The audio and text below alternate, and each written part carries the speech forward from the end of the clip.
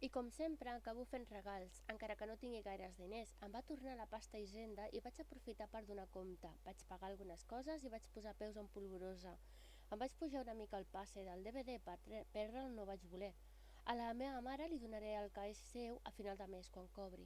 Vull donar-li el que em va prestar d'una sola vegada. I bé, per una banda, ho faig per fer-los feliços.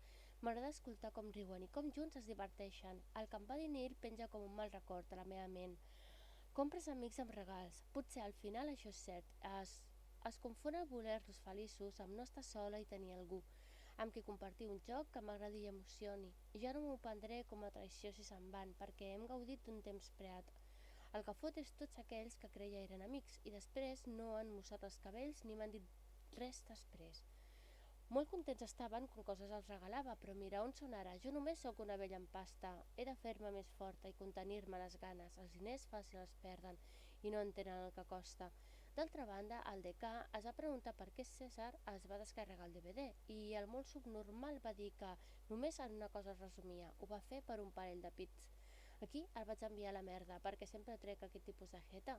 Per mi és molt més fàcil. És la pesta descarregar des d'Epic. És molt millor tenir-ho per Steam a la Biblio. Sempre és molt més còmode a Steam tenir-ho tot i no hi té res a veure amb que jo sigui dona. És el típic pensament masclista, no saben veure més que una fèmina. L'instint se'ls dispara i de debò això cansa. A més, el tio és gilipolles. Per què a César li vaig agafar el passi i el Fortnite perquè s'aprofités? I de cap li va comentar desagradable. Li vaig dir que no tenia res a veure, perquè jo li ho vaig comprar. Em va molestar molt quan li va dir que el passi li regalés. Al principi li vaig voler regalar quan es va lamentar per no tenir-lo, perquè pel que sembla no s'ho podia comprar. No sé com pot ser de pròspera la seva situació.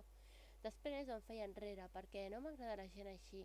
Ha fet comentaris granota, d'aquells que fan molt de fàstic, sí. Però en fi, encara que em va semblar un envejós, vaig fer gala d'empatia i li vaig fer un bonic regal. I malgrat tot això, el tio segueix sent càustic. De debò, digue'm, per què els atrec? No trobo ningú que senti com jo. I bé, aquestes són les meves aventures. Comentaris estúpids mai falten, records de rialles que no són les teves. Res no serà com abans.